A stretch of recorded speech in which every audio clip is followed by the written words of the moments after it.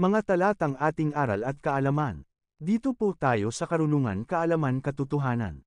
Ayon sa unang Korinto Kapitulo 13 versikulo 4 hanggang 7. Ang pag-ibig ay matyaga at magandang loob, hindi maiinggitin, hindi mayabang ni mapagmataas man, hindi magaspang ang pag-uugali, hindi makasarili, hindi magagalitin, o mapagtanim ng sama ng loob sa kapwa. Hindi ito natutuwa sa masama, sa halip ay nagagalak sa katotohanan.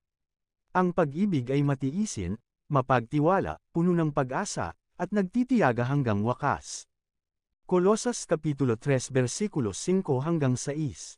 Ang dati at bagong buhay kaya't patayin na ninyo ang mga pagnanasang makamundo, ang pakikiapid, karumihan, maalay na simbuyo ng damdamin, masamang pagnanasa, at ang kasakiman na isang uri ng pagsamba sa Diyos-Diyosan.